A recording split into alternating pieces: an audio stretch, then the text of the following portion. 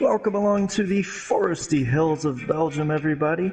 We're about 20 miles west of the German border at one of the most iconic racing venues in the world, and it is time for the Belgian Grand Prix. It's round 13 in season 16 of the W2WR Racing AL2 Championship, and we are at the famous Circuit de Spa-Francorchamps.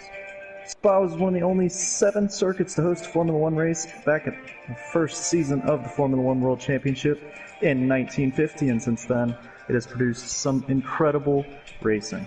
It's the longest track on the Formula One calendar. It's a 4.35 mile circuit, 19 corners, 10 to the left and 9 to the right. There's 2 DRS zones and several spots for overtaking and some challenging corners that will push our drivers to the limit.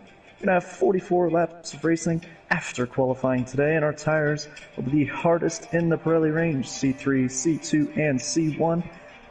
The C3 soft tires about half a second quicker than the mediums, and about 1.1 seconds quicker than the hards, so a big gap there, but of course those hards, that long lifespan, should give us a good mix of strategies, as going for a while can be a bit of a stretch, but it's definitely the quickest strategy, so we'll see how our drivers look to go with their strategies as we are now underway in qualifying. And we look forward to another great one here at W2WR Racing. Yeah, most certainly, and with it being one of the, if not the best track on the entire Grand Prix calendar that we have, hopefully it will produce an absolutely thrilling race for us to watch this evening. This track, if you think about it down the years, has always produced some of the most iconic moments in Grand Prix history. If you think to, say, Häkkinen's overtake on Schumacher in 2000, and then a few years earlier to the absolute pile-up that we had here in 1998. Yeah. It does provide some absolutely crazy but thrilling moments, pretty much year on year. This doesn't tend to be a dull event, so hopefully this evening we'll see another great race. They can just, even more recently in, was it 2018, the start of the race, going 4 wide into Le Combe on the first lap. It's absolutely incredible stuff can happen around this track, and the way the lap starts really makes for an exciting start to the race, and it always mixes things up. Well, the last Grand Prix driver ban we've had from here in 2012, Romain Grosjean deciding to take out a number of drivers into turn 1. I'm quickly actually going to just go on the lap of old Dad's here now, as he just starts a flying lap as he runs down into La Source. Tight turn 1, you want to square the corner off to get the run down into Eau Rouge and then through Radion. It is flat in these cars, but you've got to be committed, and he's already validated, kind of bringing a anticlimax to that lap. Let's see if we can go on board with someone else. Blood and sand coming through Radion now, and then on to the long Camel Straight onto the approach to Les Combes. End of sector 1, bring it down to about 4th gear, wind it up into 5th, maybe 6th gear, and then you come through into turn 10, a very, very clumsy right-hander. Bring it to the right-hand side for turn 11, the corner with no name. Use as much of the track as possible to get the run down into Pouon. Pouon, a very, very committed, fast left-hander, dropping down all the time. And you bring it back across into turns 13 and 14. Again, try and hug the corner. Oh, probably not like that though, as Blood and Sands fights his car as he comes into Stavelot and the end of sector 2. wind it out to Stavolo, and then on to the long run. He's obviously backed out of this lap to build up for another lap, but you will then run down to Blanchimont, absolutely flat out blind the left-hander. It seems easy in these cars, but it's anything but if you do get it wrong.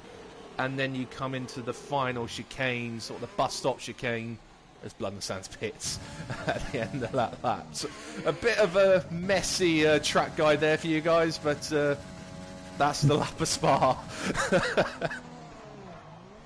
Yeah, everybody should know the this famous circuit by now anyway, so hopefully they have a good idea of it already. But we got some times coming in. It's Xerxes putting it on provisional pole for the time being with a 143.2, followed by Prev and Silva Slugger on the mediums. We've got a lot of guys still out on those flying laps. The one thing that really is catching me off guard at the moment is James Laws. For whatever reason, he's out there on the intermediate. Is he just purely saving tyres for the race? But he's on intermediates for a reason I cannot think of right now. That is an interesting decision. Yes. We have Daisy and Sega putting their times in on the mediums. Daisy going second, Sega to cause in fourth. Let down the stake going into the bus stop now to finish his first flying lap.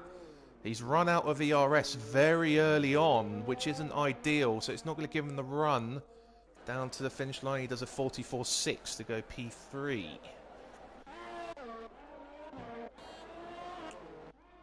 Right, what else we got out on the lap? I think CHM currently on a lap in the middle sector, also on those medium tyres. Just navigating the last part of sector 2, coming to Stavolo now.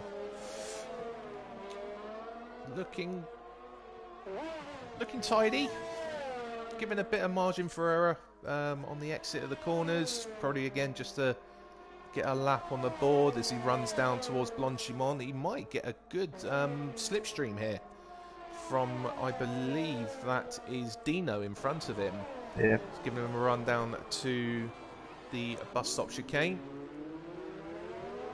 Navigates that quite nicely, gets the DRS open, and he goes P5 on a 145.3 on those medium sides. Solid lap on the mediums there for CHM. And now just ahead of him we saw Dino giving him a good tow down that back straight. And Dino's now just starting his first flying lap. I believe he is the only one. He had to back out through Eau Rouge. The car was very unsettled. Didn't look at all confident through there, and there was a definite lift. Did save it. He did save it, but credit to him. It looked rather sketchy.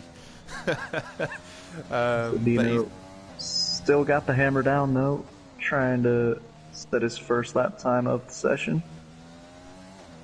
Seems to have quite a bit of understeer in that car. It doesn't look like it really wants to stick with him, which is a bit of concern. If he's got understeer through some of these corners yet the car then wanted to step out of him at Eau Rouge, it's potentially quite a handful car this at the moment.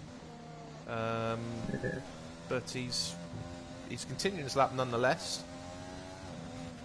It is a tricky track to get a setup that really feels comfortable around all of the corners and is quick on both straights that are very long. So you want your car to be quick in a straight line, or else you're just going to be losing so much time. But then through that middle sector, and of course Eau Rouge and Raidillon can be so tricky. So you want your car to be as comfortable as possible, but it's you got to make sacrifices somewhere around here, and that's part of what makes this such a great circuit. Yeah, most definitely, and especially if it decides to throw the added element of some potential rain. Again, the forested area here at Belgium is quite pronounced and known to provide some wet weather. Have been occasions in the years gone by where it's literally been wet on one half of the circuit and dry down the other end. So that just shows the size of this track that can actually happen here.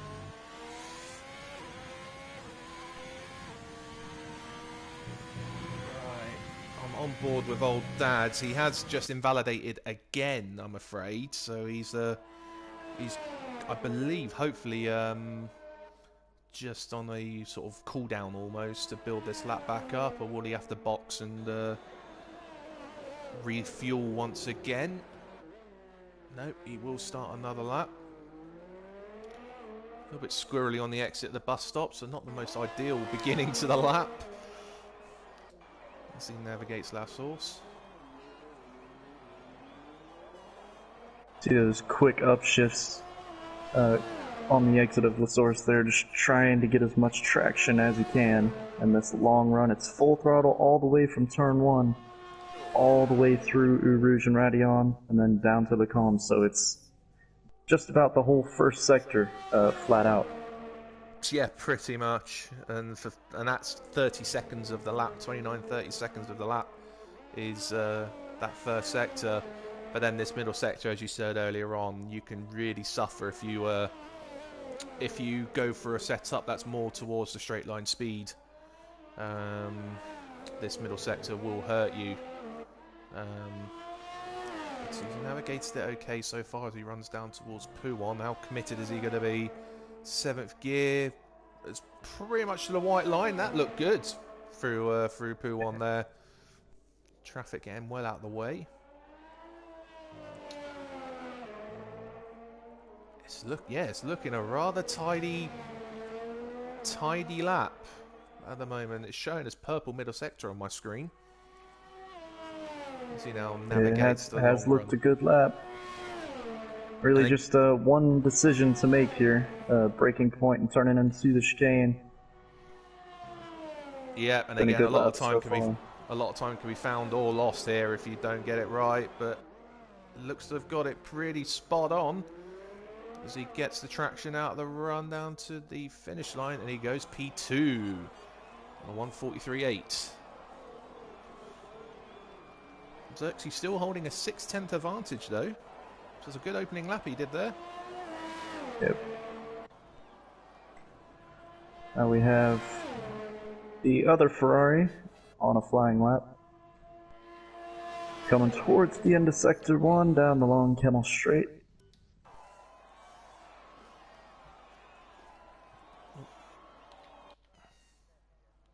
Believe Prev is the only one on a flying lap currently. Maybe Xerxes as well. We'll check that out. Xerxes now coming to the end of Sector 2 through Stavilo. He's chosen the medium tyre, having done his first run on the softs. Maybe hoping to try and improve to actually end up starting on that set. We'll see how this finishes up for him. Oh, big lock up into the chicane. And he abandons the lap. Let's go back to Prev. He was shown as nearly 4/10 up on his personal best after 2 sectors. If he keeps that up, might find himself going just ahead of a letdown estate. Gets it just about stopped. Not quite hitting the apex on the second part of the bus stop, but it'll go down for the run down to the line. He does go fourth. He gained a lot of time there on his previous lap. I didn't think he had any chance of getting P3, but he's just less than a 10th away from Daisy and the McLaren. Yeah, it's just 200s actually. Yeah. It's very tight up there. As Sega is now just coming to start his flying lap. He did his first run on the mediums and did a 45.6. So we'll see how this lap on the soft tyre now compares. Smooth on the power out of La Source. How's he through Eau Rouge? Yeah, he's cut the corner. Lap's gone already. And you'll see, likely during the race, a good bit of track limit warnings there doing just what Sega's Cause did, because if you can cut that left side going into Eau Rouge, then it really just opens up the rest of the corner and makes the whole sequence much, much easier to navigate.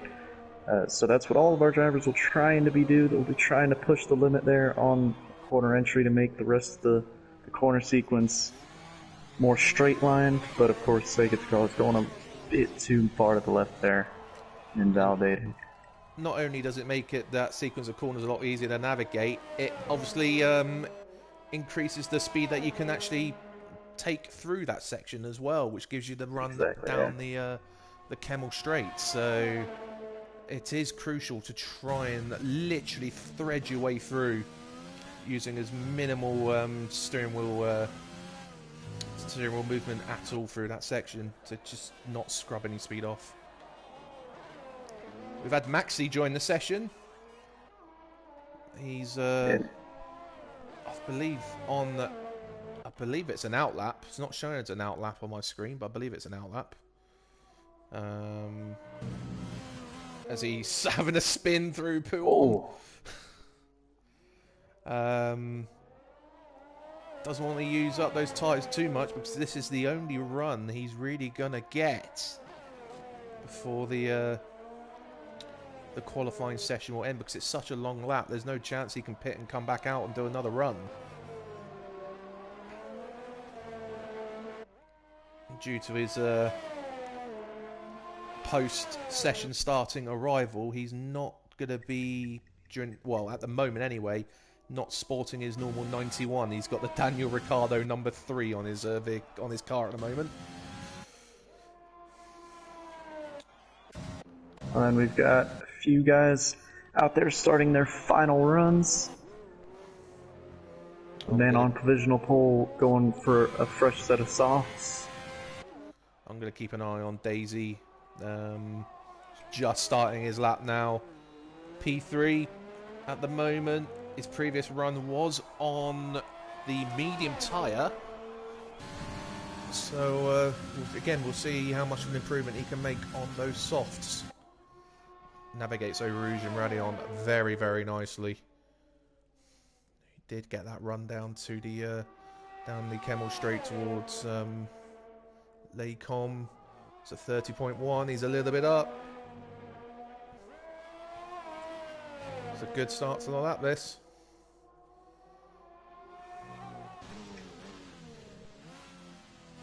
Now, these next sequence of corners are crucial. Can he get the run through the corner and only? Yes, it looks tidy. It looks fast as he comes down towards Pouon.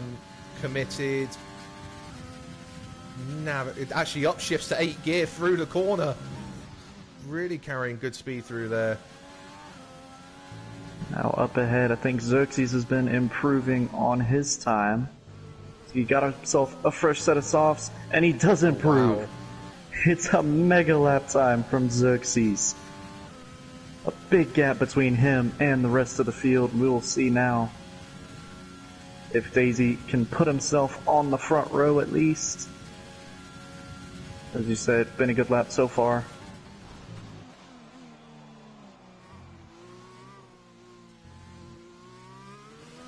This is going to move. This could be 43. 43.1. Oh, it's a great lap. He found 1 whole second on his previous best. And now Old Dad's just starting his final run. Crossed the line before the clock hit the zeros. So he will be able to finish this lap and try and get Daisy back and get his place on the front row back. He's got to find 6.5 tenths to do that, though. And his first run was on the soft tyre, so to find 6.5 tenths on the same compound is no easy thing to do. But he was up on his personal best through Sector 1. Sector 1, you don't tend to find too much time, because as you said earlier on, it's pretty much all flat out. So it's very difficult to actually find too much time through Sector 1, but his middle sector is looking good. He downshifted 1 more gear than Daisy through Pouon. Did briefly go into 6th, probably just to get the turn in. But again, the middle sector is looking quite a strong, and he's 2 tenths up on his personal best. Needs a very good... Oh, and he's... no. That was Xerxes. He's ended up pretty much running into the back of Xerxes. That's the lap. That's really unfortunate. Yeah, I didn't quite see what happens. I was on an external camera view and the camera just changed shots. So I didn't get the most... Yeah, I got a good view riding on board with old dads. It was Xerxes on the racing line going very slow, and then old dads went to the left to avoid him. At the same time, Xerxes went to the left to try and get out of his way. It was really unfortunate for old dads there, but he does start third alongside his teammate in fourth, so there is an opportunity there for old dads. Starts the race from a good position. And that is the end of our qualifying. Three guys in the pits, the rest have crossed the finish line. That is your qualifying order. Xerxes again taking pole position by, like he did at Hungary, by quite a good margin. With Daisy on the front row with him, and then a all Ferrari second row with old dads third and Prev in a very good, impressive fourth position there. And then a letdown estate and a second Red Bull on the third row alongside the Alpha Tauri of Dino. Then we have Sega de Cos and CHM. CHM, the first of the drivers who will be starting on the medium on the grids. Silver Slugger gets 9th. James Laws does make it into the top 10. And then we have Maxi and Blood and Sands on row 6, neither of which setting a time. Maxi was a late arrival.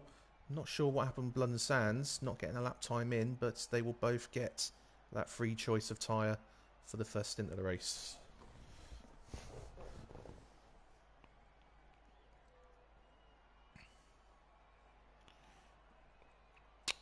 The the information we've had during that session was it should be dry for the race, but the word it was should.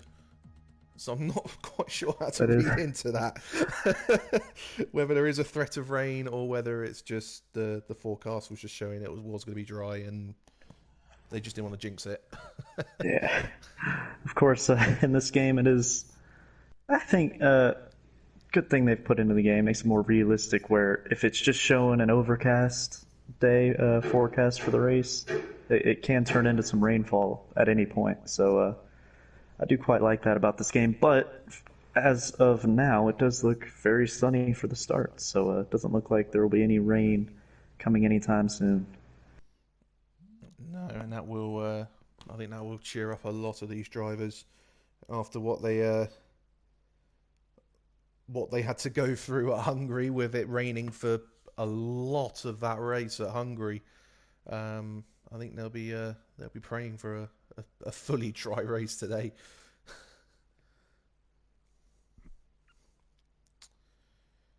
But we are in the traditional 5-minute break at the moment. Allow the drivers to sort out their strategy, toilet break, drinks break, whatever they need to do. Just give them that opportunity to be ready for the 44 laps that we will have here at Spa.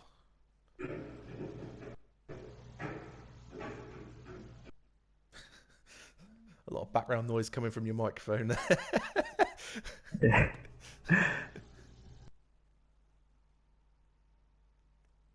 So, we saw Wednesday's race in AL1. We were short a few drivers.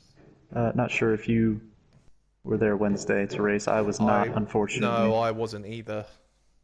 But I do know we had 10 drivers start the race and only 5 finish. It was a pretty crazy one in AL1. Some weather played a factor, as we've spoken about. Weather can always play a part here in Belgium. So certainly, if you can't tell from that, because AL1 usually is a very consistent league in terms of not many DNFs, but 5 DNFs on Wednesday should tell you everything you need to know about this circuit. It can be really challenging. Do we know if there was a particular part of the track, like i.e. Eau Rouge, that took a lot of the culprits, or? I do believe that most popular place of crashing, especially with the rain, is it's difficult in the dry, but if you get the right line through, it is flat out. So drivers, especially in AL1, usually we don't see them struggle with that in the dry, but then in the wet, it takes so much precision, and you have to come off the throttle, Yes. and it's so difficult in those mixed conditions. So, but we can talk you through the standings in AL2 before we get underway. We have right now Xerxes is the top of our current drivers, sitting at 253 points, and then next is Old Dad's getting that. Now got a couple of wins, hasn't he, in the last few races? Yes. Or no, sorry, a win last week and a podium the week before that. So Old Dad's in good form. Last week's race winner, followed by Sega Takaz in the Williams, followed by Daisy in the McLaren. Then we have Maxi, then down to Prev, Letdown Estate, CHM, Blood and Sand, then James Laws below him, Dino, and Silva Slugger, bringing up the rear in the driver's standings. That just gives you some context of the general pace of this league before we go racing. And yeah, it should be a good one. We know Xerxes has the pace out in front, but of course we've seen there have been times this season where he doesn't make it easy on himself through the first stint, and he finds himself having to battle back through the field. But starting from pole here, you would favor him with the pace he showed there, over a second to the rest of the field. He's got to be the favorite to win this one.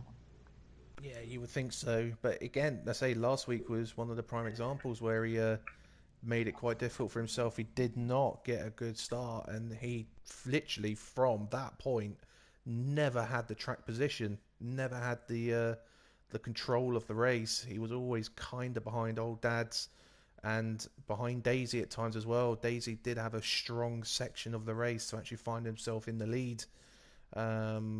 Before he ended up getting a drive-through for speeding under the virtual safety car, which kind of ruined his pursuit of the race win. And then a late spin from him as well then meant actually, I believe it was Maxi came through to a shock P2 from absolutely nowhere last week, and just ahead of Xerxes and behind Old Dad's. So then our drivers are all in their cars and underway on the formation lap as we get ever closer to lights out here at Spa. And this really is, I was gutted to miss this race Wednesday, as here at Wheel to Wheel we run 2 seasons for each game cycle. And so you only get to do this track twice in this league a year.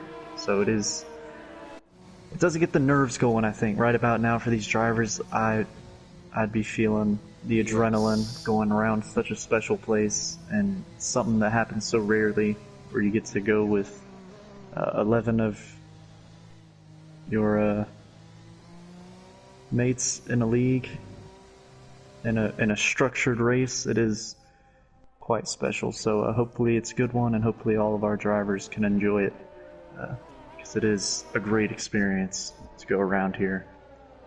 It definitely is. The one thing that you're definitely not going to want to do, like at every track, but this track in particular, is you don't want to lose your front wing on the opening corners. With it being such a long lap, you will lose a bundle of time recovering to the pit lane and then the longer pit stop. To have that wing repaired on the opening lap would be a disaster for any driver if they were to suffer that. So hopefully we will see a clean start and therefore a good competitive race throughout these full 4 laps.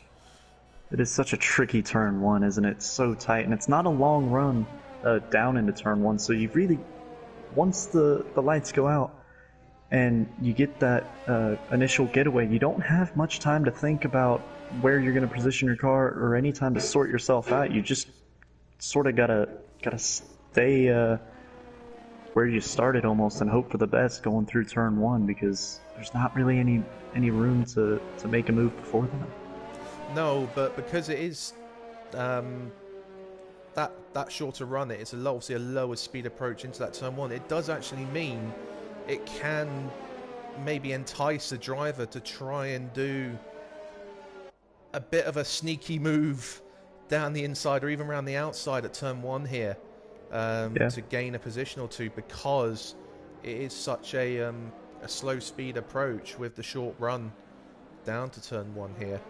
Yeah, a lot of drivers will be wanting to keep it cautious for the reasons I stated, but then of course the other side of that coin is if everybody else is being too cautious, somebody might be there to take advantage.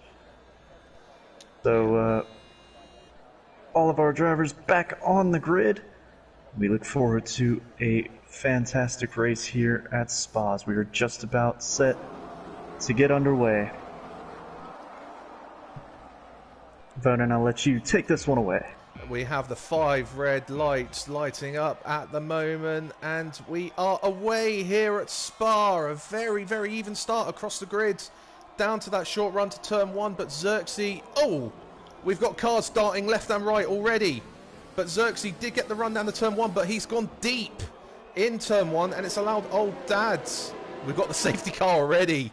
Oh my goodness. We have a safety car already, and we've only done one corner. But that gives me a chance to get that order. So Old Dads has got the run out of turn one into the lead from Xerxes. Sega the Cos has jumped 4 positions up to P3 after one Silver corner. Slugger. Silver Slugger is 5th behind Prev. Maxi up to 6th from 11th on the grid. Dino has dropped 1 down to 7th. Blood and Sands is up 4 up to 8th. And then we had the 4 drivers that seem to be involved in 2 separate incidents. Daisy from the front row down to 9th.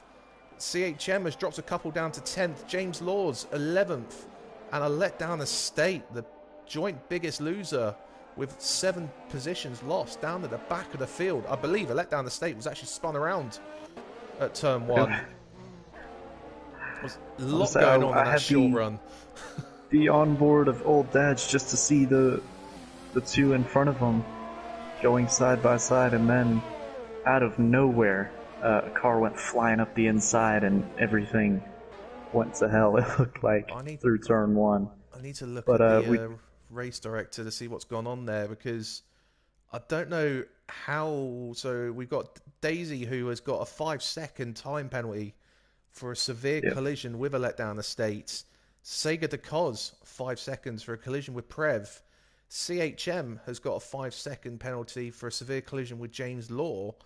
And I'm not sure how this has happened, considering he only did 1 corner of racing, but a letdown estate has got 2 5-second time penalties for corner cutting. I don't know how that's happened when we've only done 1 corner. But letdown estate has got 2 separate corner cut penalties. I will need to see a letdown estate's replay after the race to see what happened there from his perspective. But that is really bizarre to have 2 penalties of that nature after just 1 corner of racing. Yeah, I'm sure we'll see some onboards after the race from all of our drivers. But we've got been that footage. We've got Sega, Blood and Sands, Prev, Dino, James, Daisy, that is, and a letdown estate all pitting at the end of this first lap. Some for damage, some, I think, just strategically. Yeah, these soft tires, obviously the top 10 starting on the same tires that they used in qualifying, so not a fresh set, and those softs will be degrading quicker than the mediums, so maybe our drivers starting on the softs, wanting to change up the strategy a little bit, be on the fresher tires, and they don't really lose much out of it because of this safety car, so it's almost like a free stop. They might lose a couple of places in track position, but in terms of time, they'll be able to get right back up with the pack. So good mix of strategies already. That's one thing this game still hasn't gotten right. I've noticed this back in the day on my old league. Normally, if you're under a safety car or a VSC, it's more collisions going on back there. Normally under a safety car VSC, not sure. You're not allowed to serve your 5-second or 10-second time penalties that you get given, but this game allows for that to happen. So those guys who got those 5-second time penalties, they pitted, those penalties have been served according to the game. And I don't know what's going on here between CHM and James Law, but it's Daisy.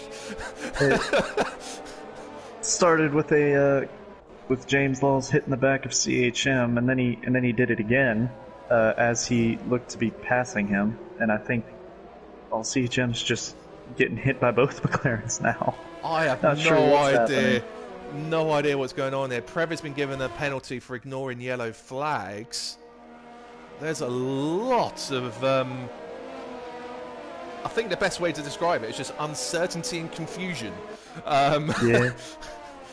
It's not giving us a good picture of what's going on out there at the moment, because it's just I after all of that, though, CHM ends up with 15 seconds in penalties. James Laws has 10 seconds. Let's have another look at this race director.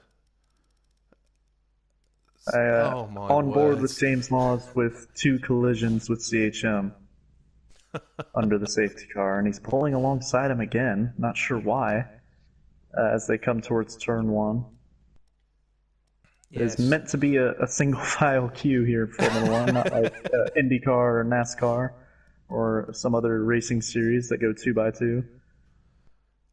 Yeah, so James has had 2 penalties for hitting CHM. CHM's had a penalty for hitting James, and then hitting James and gaining a place, apparently. And then Prev has ignored yellow flags and has also got another 5-second penalty. So there's a lot happening here at the moment. CHM and James Laws are still at it.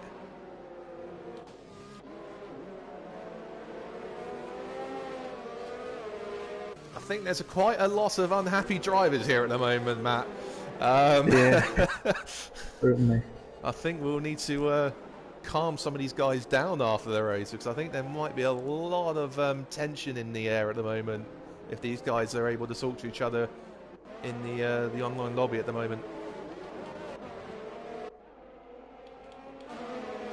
But once again, like last week, Xerxes off the pole position, not turning it into leading this race out of turn 1.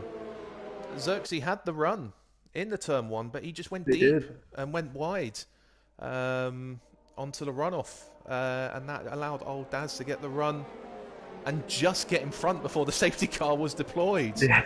I think it was Xerxes on the inside, wasn't it? It was. I believe it can be tricky to get that turn-in angle, as it is so tight, even when you're on the racing line, which is from the outside, and more penalties. There's a lot going on. Although we finally can go racing again after a couple laps behind the safety car. Now 20 and 25 seconds worth of penalties between James Laws and CHM. Now, because they are 5-second time penalties, they will be able to serve, I believe, some of those. I don't think the game allows you to serve it all at once. So they may be able to get rid of some of those penalties in their pit stops, but some of those will linger at the end of the race. And then the FIA decisions will need to be looked into after this. But we'll forget about that for now and focus on the racing, because we are now back on the way, and old Dads gets the run down towards turn 1, and he's got a good margin on Xerxes already. Maxi right on the back of Silva Slugger, and little tap on the rear wheel. So a battle for third here. Silva Slugger finds himself in the podium places on lap 4. Oh, Maxi taking it easy, and that's allowing Daisy to run. Daisy's going to try and have a look down the inside. as we go. Oh, and they could be going 3 wide here into the calm. It is 3 wide. Daisy's got the inside line. Can he make it stick? Oh, there's more contact. Oh, they're coming together. And there's yellow flags back down the Camel Straight as Dino finds himself well behind the pack. So much action here in the opening laps at Spa. James does make 2 positions there, but again, a lot of wheel banging on these opening laps. And Maxi also managing to get in front of Silver Slugger. And now CHM is looking to potentially make a move on Silver Slugger for P5. We've got Blood and Sand right on the back of James Laws here. Sega on the back of Prev just behind them. Oh, it is all happening here, and Prev got a little bit of breathing room, and now James and going Prev off the wide. track. And that opens the door as now Sega Takaz and Blood and Sand both make up a position. Oh, and it's Blood and Sand into the wall. Oh, he's lucky just to lose a wing. I thought that was going to be curtains for him there, and that would have been the end of his race. But wow. James pits again, but Blood and Sands will have to pit for another front wing, and that has allowed Sega up to P7. Prev back up the P8. A letdown estate just on the back of these two in 9th, and then you got James Laws, Blood and Sands, and Dino a little bit adrift towards the back of the field. A Silver Slugger has a moment for Eau Rouge. Does well to save it, but CHM's got a slightly better run on him down the Camel Straight. No DRS as of yet. So we've got 2 laps after the safety car restart before DRS will be enabled. So CHM would have liked it that lap. Xerxes had a good lap after the open lap after safety car. He's pulled that gap back down the old dads, and he's easily within DRS zone once it's enabled. But he's got to be. He can't hang around too much to think about this, because Daisy is, as Blood and Sands retires, he's gone at Eau Rouge, and that's a VSC. VSC. Yep. See if we can ride on board with Dino coming out of the pits here and maybe see where exactly that Haas is. It looks like it's on the. It's going to be on the right hand side, isn't it? I think he's. Oh, it gets cleared as soon as Dino drives by. So there's our first DNF of the day. As we said, Nail won earlier this week. We had 5 DNFs, so unfortunate for Blood and Sand, but no surprise to see Spa end in one of our drivers' races this early, as now Xerxes continues the mission to make up the place that he had on the grid. So he's now 6/10 behind Old Dad, and DRS is enabled. Yeah, again, we've got 2 battles to keep an eye on here. Xerxes is within DRS of Old Dads, and Maxi just about hanging on the DRS on James as well. As they now come down the run towards Lake Com. Xerxes has got a good run. This is going to... Old Dad's trying to break the slipstream, but Xerxes can have a look down the inside line. Old Dad's breaks deep, very deep, and does hold on through round the outside of Lake Com and keeps his position. And now Xerxes has got Daisy to think about behind him. Yeah, I think Xerxes was just a bit too far back into the calm for him to have to go down the inside. But credit to Old Dads, he left the space there and also carried enough speed to keep the position. So great driving from him, but he's still got some defending to worry about through Puhan. Xerxes a lot more committed through Puhan than these early laps compared to Old Dads, and nearly ran into the back of him. But a great 4-car battle here for the lead. Old Dad's holding on half a second in the lead of Xerxes. Daisy right behind Xerxes, and Maxi about 3/4 of a second off the back of Daisy as these 4 run down towards the bus stop. Will anyone think about a move? Here comes Xerxes. trying it around the outside. He got on the overtake button there coming out of Blanchimont. Can't quite get alongside You do through have the chicane. DRS down to turn 1, but he's not close enough to take a look. And normally you don't tend to want to overtake there, because if you overtake there, you tend to get mugged back down towards Lake Coon. So it's now a case of be patient, get the run through Eau Rouge, and then try again into Lake Coon and see what you can do. But Old Dad's has got a slightly bigger advantage as he did a lap ago. I think it's more and Daisy. Slugger hitting the wall on the way down to Eau Rouge. And he's on the grass. And the Letdown Estate has to take avoiding action there. It could have been a lot worse for the Red Bull driver. Couldn't take my eyes off this battle at the front while you're going through that. Because Daisy was having a look at Xerxes. Oh, and there goes Old Dad's! Oh. No! And Daisy has a look down the inside to the corner with no name, but doesn't quite make a stick. And Maxi Here gets comes the run. Maxi, it's all happening. Oh! Daisy shut the door on Maxi, and that puts Maxi back down in the P4. Playing musical chairs here. Going back and forth between the top 4. I didn't quite see what happened to Old Dad's. I guess he just lit the rear up and it spun round on him. Again, didn't have the best camera angle of what happened to Old Dad's. I was looking at Daisy and Xerxes at the time. But Xerxes now does have the race lead, as we've got more yellows further back. But they quickly turn to green, and Xerxes holding an 8/10 advantage over Daisy as they come to the end of lap 7.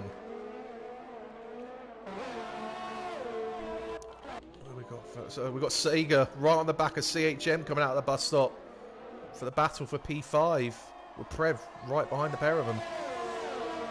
It's all action.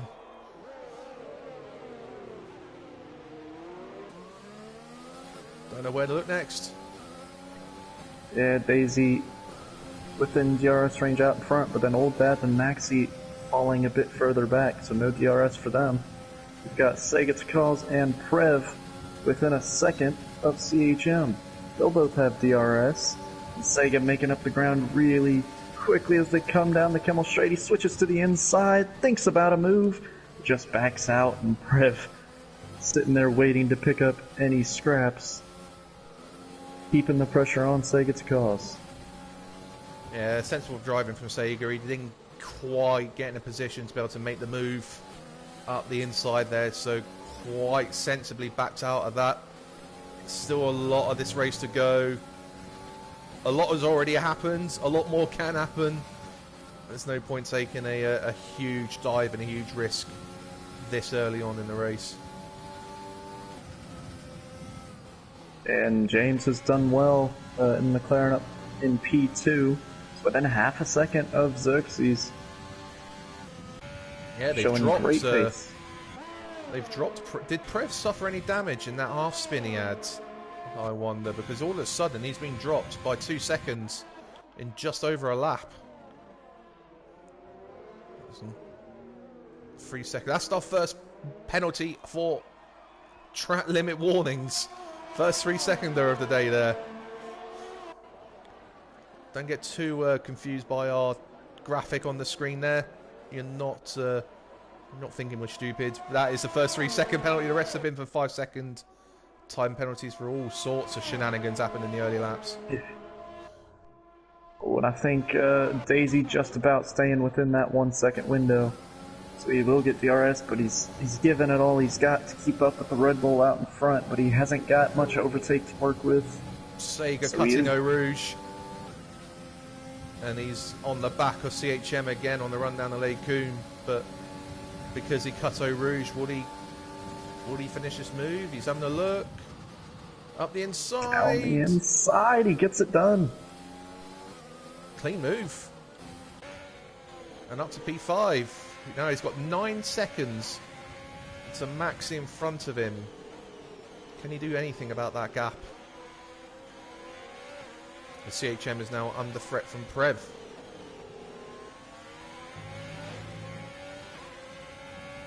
And Daisy now continuing to close the gap through this middle part of the lap.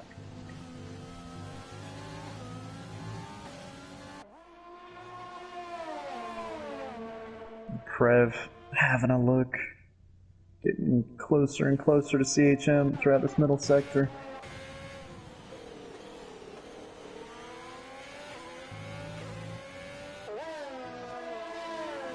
If you can just stick with him, he is in the slipstream. If you can stick with him, he might have a slight chance to look into the bus stop. Yeah, he does have plenty of overtake to work with, Prev. So not quite close enough, I don't think. Nope. Gets it slowed down. Can he get a run down towards turn 1, or will he be looking at the Kemmel Straight again? I think he's in a position just to stay behind him and go down the Kemmel Straight. I think he is planning for it down the Kemmel Straight, saving his overtake all throughout that lap, and now out of Lasource giving it a little bit of overtake just to make sure he's got that exit speed and gets a good run through Rouge. And now he will have DRS down the Kemmel Straight, and he's back on the overtake button and closing quickly on that Mercedes. CHM stays to the outside. Prev's gonna try and have a look up the inside. Oh, but CHM just closing the door, and Prev backing out to avoid any sort of contact. CHM keeps 6th for the time being. Again, that was very close, but CHM still had the right to turn in. Prev wasn't really far enough alongside to really be entitled for that move. So I think Prev knew that he wasn't gonna get the move done, and if he had stayed alongside, it would have just been his front wing out there waiting to be hit. So smart of him to back out, and CHM defending that 6th position, and this little battle has invited a Letdown Estate to join him. He's now just 3/10 behind Prev. Yeah, meanwhile, while we've been watching these guys, Xerxes has gapped James up front. So Xerxes, since taking the lead and has now settled into some kind of rhythm, has now pulled nearly a 2-second lead. His old dad's has pitted. And old dad's is going to come out behind this battle that we're watching at the moment. Not the best track position for old dad's there, but will Prev... He's a lot closer this time. He will have a much better chance this time round. He's already ahead before they get to the braking zone. Does he get it slopped? He does. Good move. P5 for Prev. Simple enough that time. As you said, he was much closer coming out of Radion onto the Kemmel Straight. He had still plenty of ERS to work with. Got on the overtake button early, and DRS made it pretty straightforward for the Ferrari man. But now, CHM still got more defending to do as the Letdown Estate now got his sights set on that Mercedes. Yeah, the troubles don't end for CHM, do they? They keep coming thick and fast for him to defend against. And Letdown Estate having lost his entire wing in the opening corner of this Grand Prix, and somehow getting 2 corner cut penalties in 1 corner. Recovering from that incident, and is now looking to pass CHM for P6. I thought he was going to look up Blanchimon there for a second. Oh. Very close, but would he have a look around the outside at the bus stop? He does, you know. Just backing out a little bit, think he... oh, and then old dad's wanting to capitalise on the pair of them. I think there might have been a little bit of contact there. Yeah. But Letdown Estate getting the move done into the chicane, a really nice move around the outside, and now he's already pulled a 2.5 CHM after that little contact between the Ferrari and CHM. But now, Old Dad's coming back at him down the Kemmel Straight. He's got plenty of overtake and DRS to work with. And, well, a couple laps ago, it was the other Ferrari, but this time it's Old Dad's through the inside. And he's got P7. Yeah, one of the more simpler moves there, much fresher, softer tyres. They're helping Old Dad's, having just pitted for the first time. Bit of an early stop, I would have said, considering they've had a couple of laps behind a safety car and a VSC period as well. So maybe a couple of laps earlier than we were expecting. But he's using those tyres well, up to P7. We'll soon be looking at the back of a letdown the state for P6. Meanwhile, out front, James is nibbling back at that lead. It was 2 seconds a few laps ago Xerxes had on James, but it's now down to 1.6. So I don't know if Xerxes had a little issue that lap, or if he's just looking after his tyres. I know James is on slightly fresher rubber because he also pitted at the end of the first lap. Yeah, James slowly coming back at Xerxes here. Yeah, and Old Dad's setting the fastest lap and getting himself right behind the letdown estate. So he looks like he's going to have an opportunity down the Kemmel Straight with DRS. He's just 4 tenths behind that Red Bull as they come out of Radion. Had a slight lift through Eau Rouge. He didn't quite thread the that corner sequence we were talking about earlier, and it meant that he wasn't anywhere near a letdown estate. So have a look. Silver Slugger. Ooh. His Old Dad's nearly gets caught out by the speed difference of these tyres.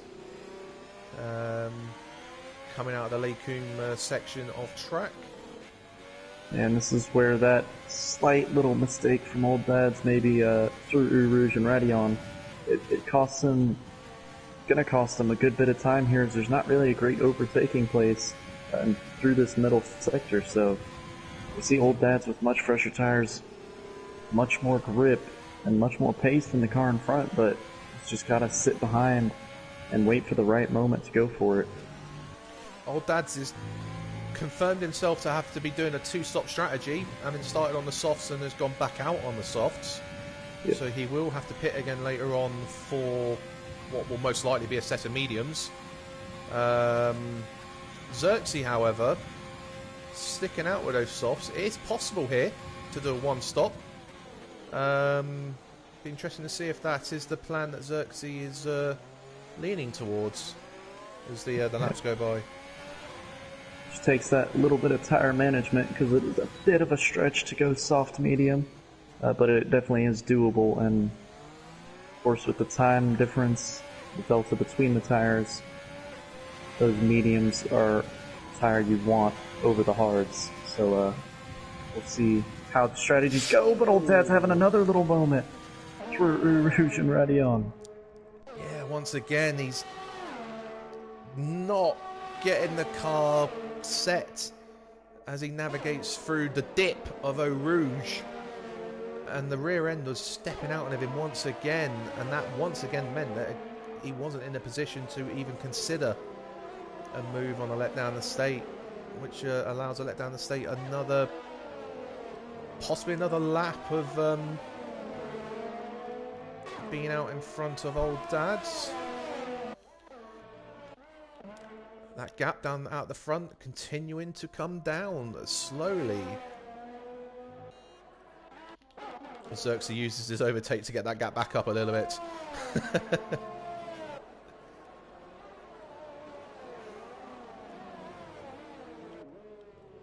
Xerxes continues for another lap.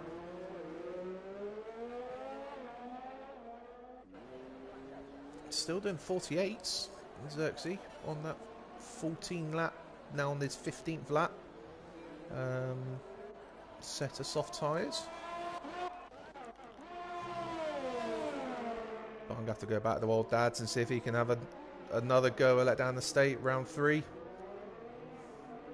See if he can get Eau Rouge right this time to give him the run down towards Les Combes.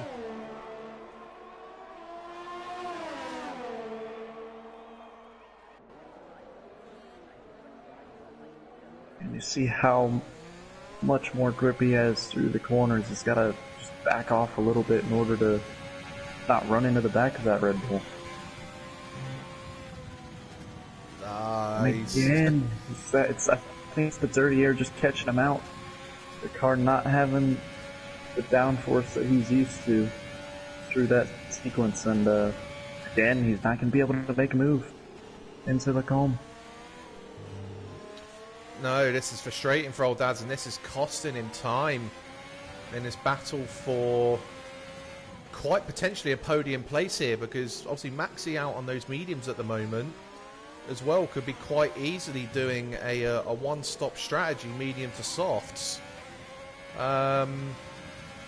This could be a potentially costing old Dads a step on the podium here today. Yeah, he and will especially have to on. again.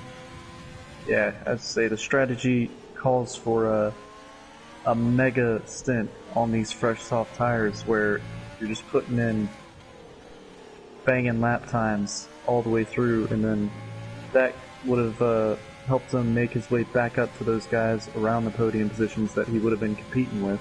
Oh, he's going to look around the outside of Blanchimont. He is alongside, and he has just got his nose in front of a letdown estate as they come into Blanchimont. And old Dads has finally got the move done up into P6. Good committed move there. He got the run out of the Stabilo corners and just used his overtake to get him alongside, and because he was pretty much in front of the two cars going into Blanchimont, the let down the state backed out, just conceded the position, knowing that the position was pretty much lost at that point.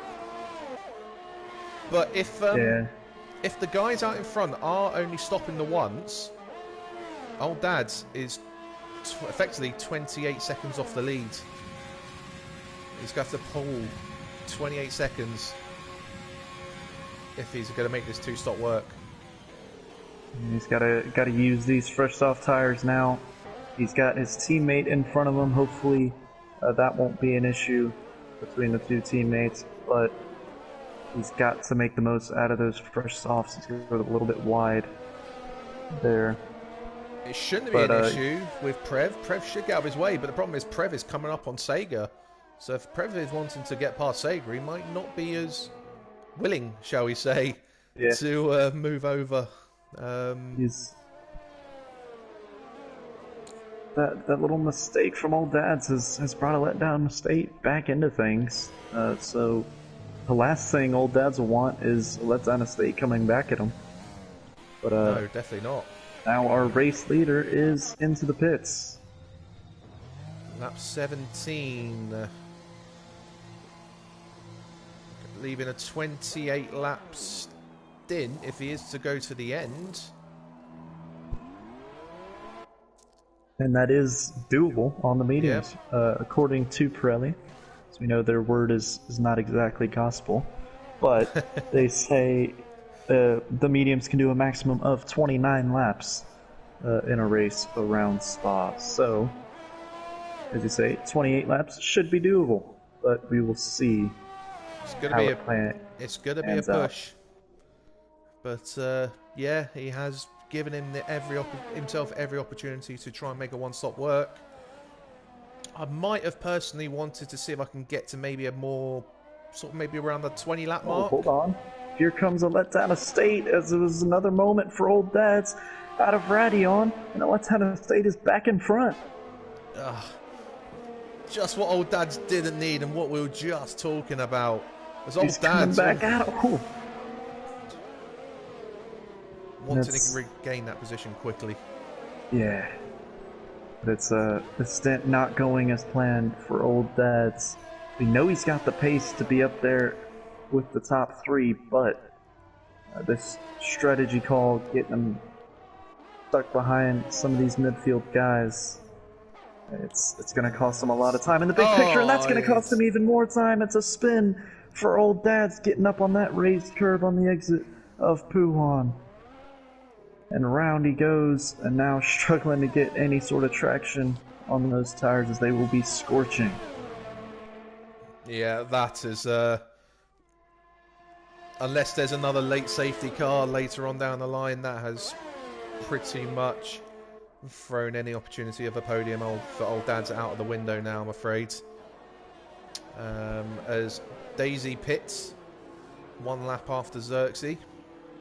And now old Dad's teammate, as you said, was closing in on Sega Takaz, and he is now within DRS range.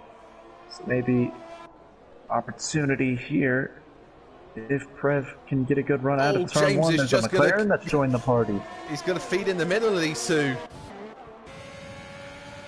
There's more yellows. Oh, it's that old Dad's again. Final corner. It is. He's had a moment coming out of the final corner. But here comes Daisy down the Kimmel Straight, closing the gap on those fresh mediums, switches to the inside. He is ahead going into the braking zone, and Sega Takaz just has to give way there. A good move from Daisy, wasting no time getting past the Williams. Yeah, that was a bit of a shame in a way for Prev. It cost him as old Dad's as is he retired at turn 1, or has he crashed that? I'm not too sure. But it's brought out of VSC. Another VSC period here. Right on board with James Laws here, just to see, maybe get a hint at what exactly happened. We see it's just straight in the wall. It's an unusual place to be. Yeah. Not often you end up out there just through a driving mistake. Oh, it's Silver Slugger. And Prev as well. Getting penalties for speeding under the VSC. Getting drive-throughs. Yeah. That is a race killer there, and it's so easy to, if you want to get a good run on somebody in front of you after a VSC, then you got to be right on the limit of the delta that is given to you. But if you exceed it by even a millisecond on the restart, it's a drive-through penalty, unfortunately. And Prev coming in to serve his. Now, one thing Maxi's not going to want to do out front, he's got the lead through the fact that he hasn't pitted yet, having started on those mediums, but the one thing he's not going to want to do is end up boxing too early just because he's losing out to Xerxes, because he was a fair distance behind Xerxes before the pit stops took place. If Maxi's going to be wanting to make this one stop work, he's going to want to get probably another 5 to 6 laps minimum on those mediums to do sort of an 18-lap stint at the end on the softs. Yeah, he's just got to remember that he's not really racing Xerxes and Daisy. He's more racing the guys like Sega Takaz and Let Down Estate on similar strategies to him. So yeah, but if Maxi starts seeing these guys coming up behind him, he just got to keep his composure. Also being on the soft tyre, it will allow him to have the potential to sort of bring that gap back down to, say, the likes of Daisy and Xerxes if anything was to happen with these two later on. Because Sega Takaz and a Let Down the State, a Silver Slugger's gone now. We've got another VSC. And Maxi's pitting now. No. Maxi's using the VSC to pit now. And that is a more typical place we see DNFs coming through Radion, the top of the hill. Right on board with Dino, trying to get a look at where that Haas is, just like his teammate off to the right. So unfortunately, the race is over for both of the Haas boys. That is our third DNF of the day. So Maxi comes out just behind a Let Down the State, having taken his pit stop. The problem is he's taken the soft tyre, and 24 laps, 25 laps to the end on the soft doesn't really sound feasible. unless he really does manage to get the tyre preservation to the T. I believe Preva's got another penalty, another drive-through for speeding up the VSC. Oh. And I'll tell you what, we spoke just before the race about how sunny it was and there looked to be no rain coming. It's clouding over. But it does look very dark and cloudy now. We have Maxi right behind the letdown of State. There is just confirming that drive-through penalty for Prev. Really unfortunate. See how these last couple of laps have gone for him. Well, so far, Maxi is the biggest gainer from the start positions so far today. Maxi up 6 from his 11th place grid slot. He navigated the early carnage quite well to get himself up into that top 5, top 4. He was 4th place, wasn't he, after the opening lap? From his 11th place on the grid. Now finds him just behind the letdown estate in P5, but having made his pit stop, he should be, once the pit stops are done, because Sega and a letdown estate pitted early on in the race. I think I like the strategy that Maxi is on here. I think if he can clear letdown estate and Sega's cause on this stint, and then go on to, saw his race flash before his eyes there. So he got really loose coming up the hill, but he's able to save it and get back on the track. But as I was saying, if he can clear the 2 in front that are still on those mediums that are going to have another pit stop, then he could be in a great spot for a podium finish. Yeah, he's only 13 seconds off the lead. And if there wasn't for the VSC, he would have been probably more around the 20 mark off the lead when he made his pit stop. So he's a lot closer and a lot more in play than he would have been if he took a pit stop under the normal green conditions. So yeah, I agree with you. If he can navigate a letdown and Sega sooner rather than later, or if these two drivers take themselves out of the equation and box, yeah, I think Maxi's in a great position to consolidate 3rd, and maybe even James is only 5 seconds up the road. James may not be feeling too comfortable with Maxi on the better tyre, being that close behind him. Maxi, we saw Old Dads earlier just sitting behind through that part of the lap, even though he is on the quicker tire. Not any great opportunities for an overtake. But now this is the time when he's got to get a good run through this first sector. He's going to get the run down to Eau Rouge. And he thought better of it. He was about to get alongside a letdown estate, but opts just to stay behind and get the run down the Kemmel Straight. He's got plenty of overtake to work with, but so does the letdown estate, and they're both on it right out of ready on. And he's just a bit too far back as we have yellow flags down for, I think, James Laws in Sector 2. He's had a spin just before Stabilo. Maxi. I believe that's his 2nd, isn't it?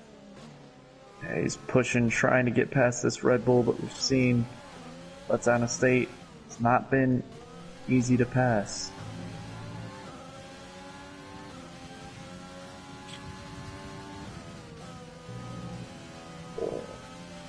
Very committed through Pouon though. Yeah, can he get past a letdown estate within the next lap and then make that gap so that he can actually have a look at Sega de Cos up ahead? As we saw, a letdown estate earlier, he got passed by Old Dads and then he just came straight back at him. Oh, but here comes Maxi now. Stabilo got a great run. Did the exact same thing as what Old Dads did earlier, just used his overtake to get the run before Blanchimon.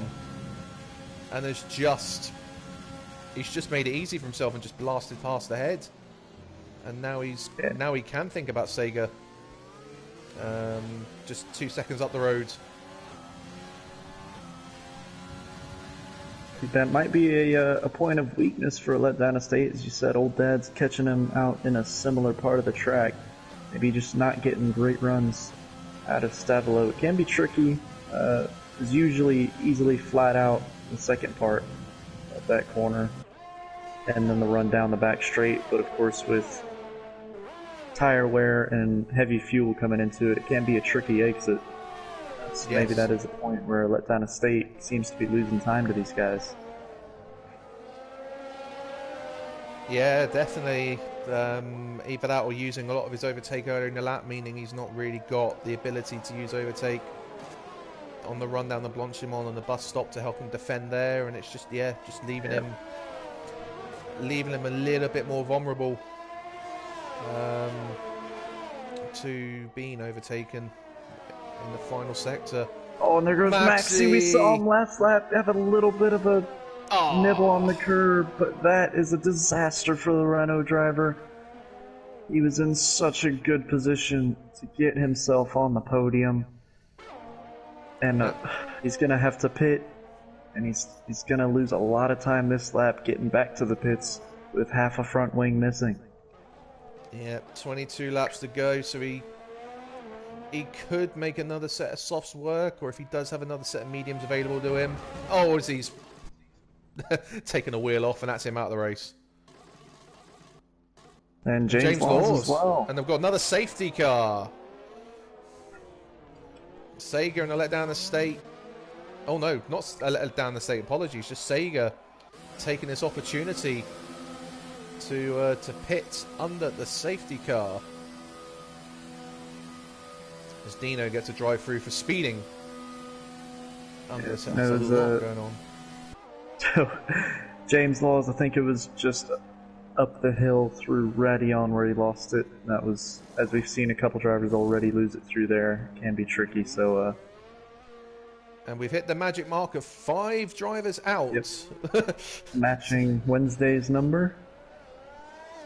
And it's good to see the sun come back out as the cars will queue up behind the safety car. Looks like any chance of rain that looked to be coming has gone. So 21 laps to go. Hopefully stays sunny the rest of the way. DHM pitting as well. It would make sense. We would expect a let down the state to box. That would make sense considering he's done 21 laps on that set of medium. To be honest, I would expect everyone to box now. I mean, I know Xerxes and James have only done 6 and 5 laps on their respective set of mediums, but if, say, James pits and Xerxes doesn't, Xerxes will be vulnerable. Yeah, I think a let down a state for sure is one. If I was his race engineer, I'd be telling him to come in the pits and get... I think he started on the soft tire, so he's already done the mandated 2 sets. Yeah, so he can just go on another set of mediums if he feels that it's too long for the softs. He does have options there. Use this free pit stop. Xerxes does pit, as does James. I see soft tyres for Xerxes to the end. I would expect James to probably do the same, and he is. Yeah. Let down a state coming in as well. No surprise there. And Sega Takals might make up a position out of this, having pit last lap.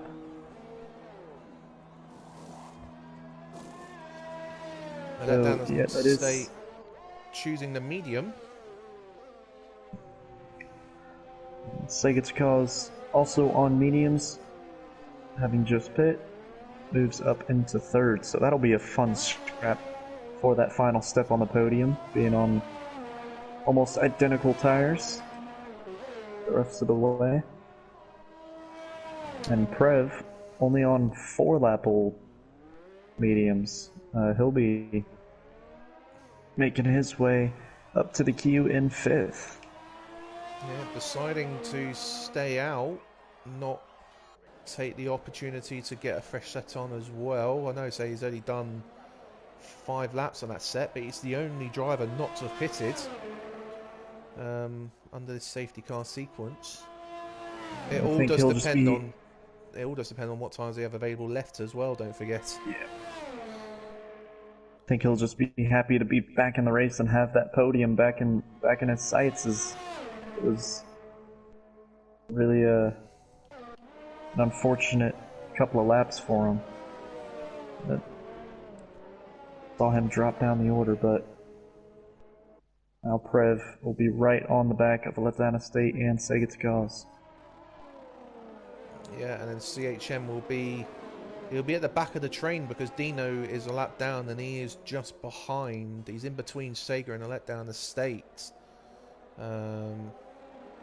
Sorry, no, between James and Sega in the queue. So Dino will have to obviously get out of the way once we do go back to green. But that could cause Sega a few issues. Doesn't allow him to get the run on James as well, and that might put him under threat from a letdown estate if Dino doesn't make it easy for him to get by.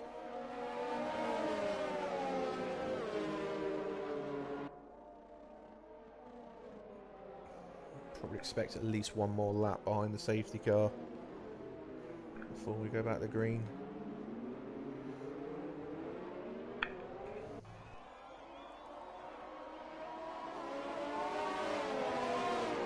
Yeah, and I think if you're in Dino's position, it can be tricky to unlap yourself in this game, so don't blame him for just staying in the queue, but obviously a tricky position to be in as you don't want to interfere with those battles, the cars on the lead lap.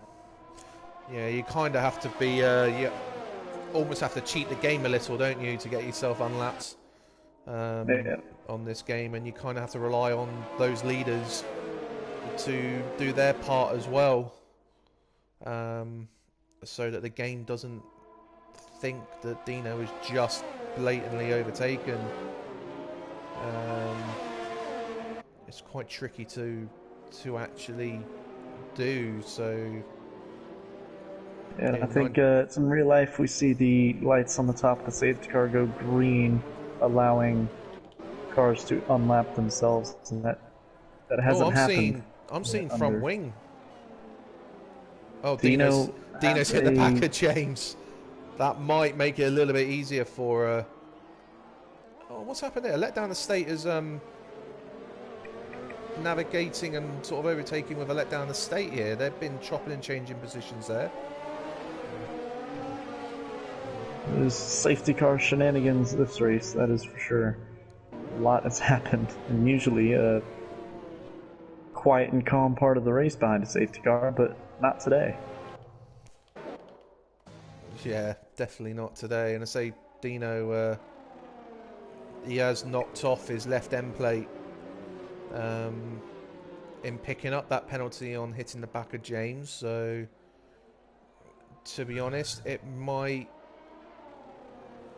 make it easier if he was to just box at the end of the lap, as the safety car is going to come in anyway. So Xerxes will now dictate the pace. Drivers have got to be careful not to knock their front wings, or as Prev nearly hits the back of a let down the state as I say that. Yeah, she did hit the back of him. I don't think he lost any wing, but he did actually hit the back of him. But Xerxes, when would he choose to bolt? When would he choose to floor the throttle? On the run to the bus stop or coming out of the bus stop? Oh, they do get so close, don't they? The guy's behind, and he's gone. There he goes. Oh, and he locks it up going into the chicane. Doesn't cost him too much time, and he is clear on the restart, so job done on that front for Xerxes in the lead. James isn't going to make it easy for him. He has had the pace today at times. James was closing up on Xerxes earlier on this race, so we may have a really good battle to the end here between these two. And then likewise, Sega's actually had a good jump on a let down the state with at the beginning of that this lap. He's got the jump on the let down the state, and again the let down the state's got the jump on the Prev. And Prev's actually under threat on CHM.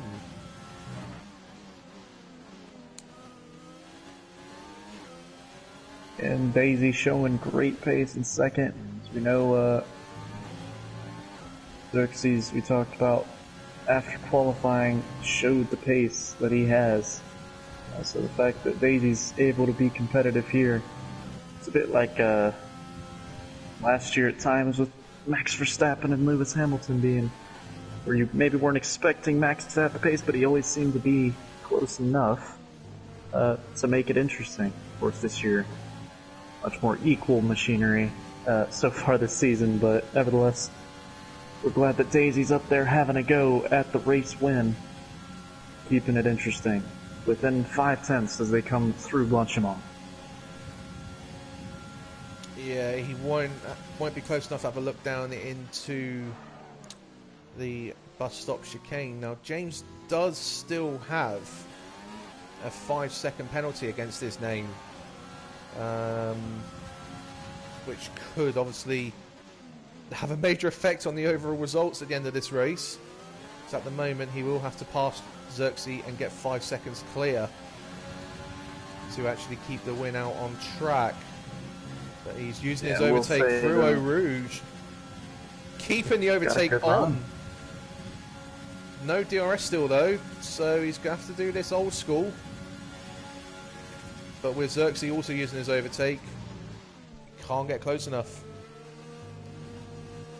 Yeah, it is worth saying though that I think Daisy's 5-second penalty that was given to him behind the safety car would be removed, as it seemed as though he did absolutely nothing wrong there. Dino just hit the back of him, so I do think that'll be removed. So this is a fair fight for the win. Yeah, you would expect so. But he'll still have to argue it and prove his video footage to show he done nothing wrong to get that time penalty removed. So it would be a little while after this race for that to for any changes to take place in the results. But he is keeping himself in just about in touch. He's used a lot more of his overtake this lap compared to Xerxes, which could I think once the DRS is activated, then he can save a bit of overtake that he's been using to keep within a second, because and Xerxes has a little moment out of the chicane, and that opens the door, and Daisy takes the lead into turn one. They're going to go side by side. Xerxes holds it round the outside, but that will now give Daisy a much better run with DRS on the run to Les Combes. Can he keep it pinned through Eau Rouge to give him that run? He does. Using all of his overtake and on the grass as he opens up his DRS, and he does take the lead of the Belgian Grand Prix. Alex Albon style move there, a little bit on the grass, but no problem for Daisy as he takes the lead. Great driving and very opportunistic there from the McLaren driver. Capitalize on that mistake from Xerxes. Xerxes will be very, very keen to regain that position ASAP, having made that mistake coming out of the bus stop chicane. Quite an unusual error. We don't tend to see that from Xerxes too often. He's normally very precise with his driving. So to make a little error like that, he will be kicking himself. He's now got to recover and try and regain his position back. Credit to Daisy, though, for putting the pressure on, as normally we probably wouldn't have seen Xerxes make a mistake like that, but when you've got somebody right on your gearbox for laps and laps on end, as we get to the business end of this Grand Prix, you can start feeling the pressure, and that can force you into some of those unusual mistakes. But he's looking to get the place back. Right now, he's within DRS range, and we'll see if he gets a good run through Eau Rouge and Redion. Try and take this place back. He's done well to recover from that error to get himself right back in position to regain this position on this lap. Can he get the run with DRS? James, again making it very tricky with which way is he wanting to defend, which way is he wanting to go. But James does hold on. They try to make Xerxes go the long way around through the calm, but Xerxes unable to do it this time around.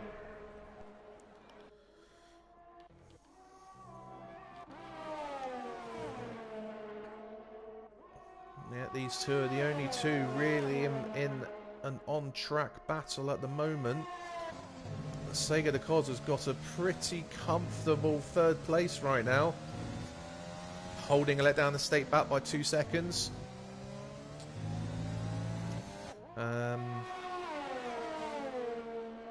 But the battle up the front will be getting a lot of our coverage at the moment.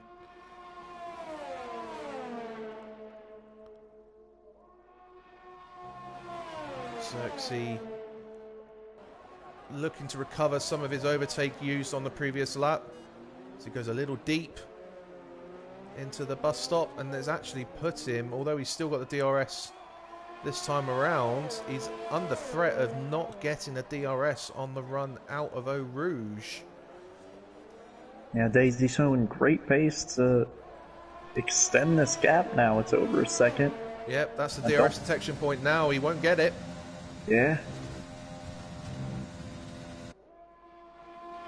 Now can Daisy continue to extend this gap? Or can Xerxes work his way back into DRS range? He's getting a little bit of a toe down the Kemmel straight. Helps him just under that 1 second window, but that same effect that's giving him an advantage down the straight will be giving him a disadvantage through the second sector, dealing with that dirty air, as we've seen him drop back 3/10 already in this sector. Yeah, James has had a really good beginning to this middle sector of the lap, and as you say, he's gapped Xerxes by a couple of attempts, which is not going to allow Xerxes to be in a position to try and come back at him. On pretty even overtake. I mean, Daisy there set in a purple middle sector just to prove that he did do a pretty good job in gapping Xerxes there, but Xerxes has managed to bring that gap back down at the end of the second sector. We're now back under 1 second.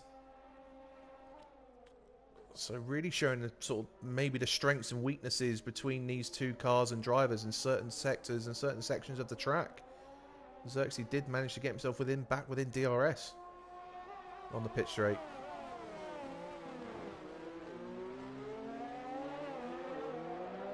And he should get DRS. He's in within the 1 second this time, so he will get it. About, yeah. Oh, and James gets a 3 second time penalty. Yeah, I can tell you that 5 second penalty that he got will probably be removed, but that track limit penalty definitely won't be so. No. 3 seconds that Daisy will now have to pull to keep this race lead. And Xerxes, if he may have noticed that already on his on the graphics on the on-screen display he will have while driving. If he's realised that, it will change his approach completely. He knows he doesn't have to risk it all now. If he gets in a position to overtake him, great, but he doesn't have to worry as much now to make that move, because he knows if he just sits behind him and not get a penalty himself, he will win this race anyway. Yeah, he'll just be breathing that bit easier now because, as we know, Daisy is a tough one to overtake and showed great straight line speed when he's needed to in order to defend. So the fact that Xerxes doesn't actually have to make that move to get this race win just bring a little bit of relief to him. But he is closing that gap, and he might want to have a go anyway. It's the racer and all of us, we want to get it done on the track, don't we? Yeah, oh, definitely. Winning it on the track outright, it will always feels better than sitting behind someone knowing that they've got a penalty and winning it out on penalties. Xerxes will want to win this on track, as any driver will, as you say, and he's in a much, much closer situation. He's got to be careful though. The last thing he will want to do is damage that front wing of his, meaning that the 3-second penalty James will have may end up being, you know, it won't matter anyway. If he breaks his wing, he might put himself out of contention here, but he's not wanting to give up. Oh, he tried to fight it around the outside, but Daisy just had the racing line there to the second part of Lecombe. Able to keep the lead. Yeah, Xerxes playing it really clever, and any doubt in an overtaking move, he's pretty much backing out of it, making sure he doesn't lose any part of his front wing, making sure he doesn't cause a collision. Playing it safe, but if he gets in the position to overtake, he will go for it, as we've seen already. Meanwhile, Sega is consolidating that third place. He's pulled just over 3 seconds ahead of Letdown Estate now on the track. Letdown Estate in fourth, and CHM on for a great result here in the top 5. Yeah, it does look like those positions from third down to 7th are just about settled. Everyone's pace seems to be showing, and those gaps are just increasing lap by lap. But something that's not settled is who's going to get this win. As Xerxes, having a look, switches to the outside as they come towards turn 1. He's going to have to go the long way around. Oh, he does get it stopped. I didn't think he was getting that stopped. But he managed to do so, and he still keeps hold of this race lead. But now he will be under pressure as he gets the lift coming up the hill, and now Xerxes is in a great position and switches to the inside at the last possible moment and gets past the McLaren. Great driving from Xerxes. Great driving, great recognition to see that and be able to switch to the inside as late as he did. Because that could have so easily, because he had the DRS open when he made that switch as well, so he could have so easily have lost the rear end of his car there. But he made it stick. He's out in the lead, and he'll be looking to break away now. James once again showing his very, very hard defensive driving that we have seen in previous races. Yeah, now he is trying to fight his way back through the second sector, where I think he has had the advantage throughout most of this race, through that middle sector. He's just about keeping it within that 1 second window. Keep him in range. Yeah, and James now in the position as well where he's got slightly more overtake available to him. We're talking fractions, but those fractions could mean so much in terms of actually getting in position to make an overtake. So will he be able to come back at Xerxes? Oh, Daisy is using a bit of overtake to try and cut that gap down, as he didn't get a great exit out of the source. He's outside of DRS range. No, he was about half a tenth outside of the DRS zone, and that will be music to the Xerxes' ears once he realises that Daisy isn't in range. Xerxes has got that gap, and if he can keep it tidy, he should, in his opinion, should be able to manage this from here.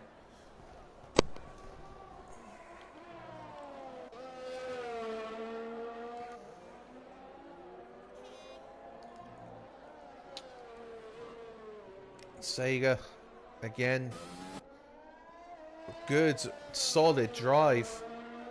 And he's managed to pick his way through the carnage, take advantage of some of the spins and collisions, especially involving the likes of Old Dads and Maxi. And he's taken benefit of that, and he's now looking pretty set on for P3. 4 positions gained from his start position.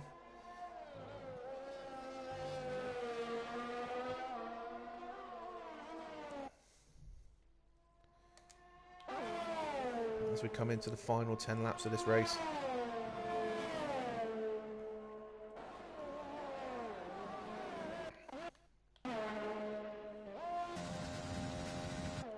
I let down the state, 4th place. I think he'll be pretty content with that, considering the fact that he was facing the wrong way after the first corner, with all of the carnage that we saw in the opening laps. So to be back in 4th place, I think he'll be more than happy with that. There was a potential, there was the opportunity for a podium, but I think a top 4 from where he was after lap 1, he will be more than happy with that. And yeah, CHM again taking advantage of the carnage happening ahead of him, and he's got himself into a top 5 position. And Prev will be 6th, assuming nothing happens further up, and Dino a lap down in P7. And that will be the end of your drivers to finish this race, assuming they all do make it to the end. I don't want to jinx any one of these drivers. Yeah, still a lot could happen. We've seen the race can be turned on its head in a matter of a couple of laps, so as it does look pretty settled at the moment, but that could change.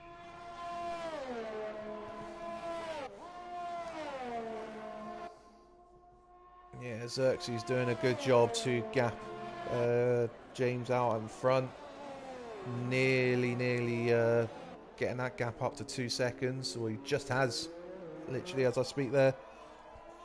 Gets it up to 2 seconds. They're coming up to lap Dino up in front. But hopefully that won't cause any issues for Xerxes in these final few laps.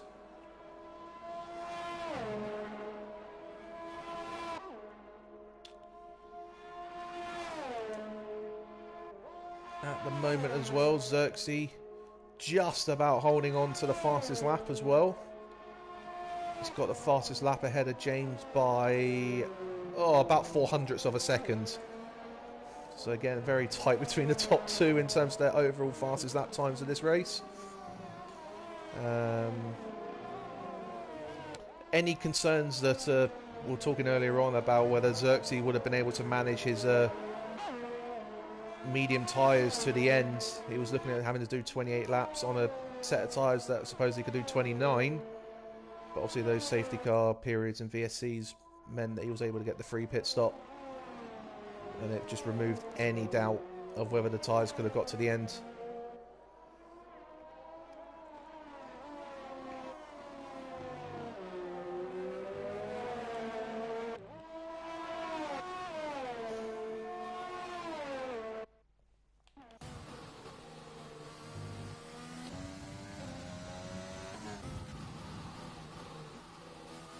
So then, just thinking about what this result as it stands will mean.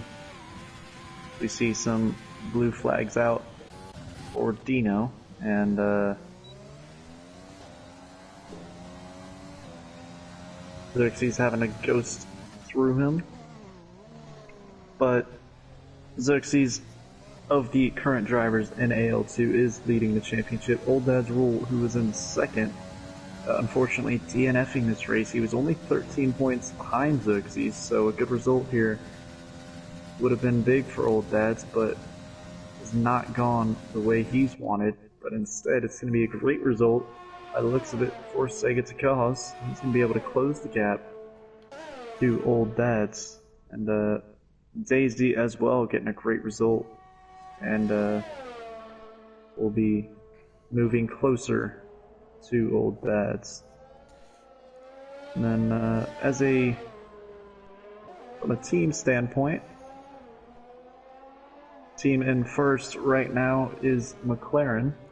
So I think they are pretty safe at the top, over 100 points ahead of Ferrari, but not Ferrari's best day, as old dad's DNF Trev in sixth. But Red Bull looks to be a good day for them. They're currently in third, only a few points separating them and Ferrari. So I think Red Bull will build themselves a little bit of a gap and get second in the constructor standings after this race is done and dusted. So still some big changes that could be happening. So we have a lot of drivers and teams all close together in the standings. And we really are starting to come into the fun part of the season when it comes to doing the math and thinking about how many points are available. Start projecting our opinions on what the final standings might look like. But yeah, this is a big day for Red Bull in their battle with Ferrari, and they will be taking a nice little chunk out of the gap to McLaren up ahead as well. As you say, McLaren do have a healthy margin, but I mean at the moment Red Bull are set to, let's test me maths here, 37 points as it stands, with 38 with Xerxes' fastest lap as well. With only 18, so it'll be a 20-point swing between Red Bull and McLaren as it stands. And then, yeah, even more so from Red Bull and Ferrari, with Ferrari only scoring 8 points as it stands. So there'll be a 30-point swing between Red Bull and Ferrari. So a big day here for Red Bull as things stand.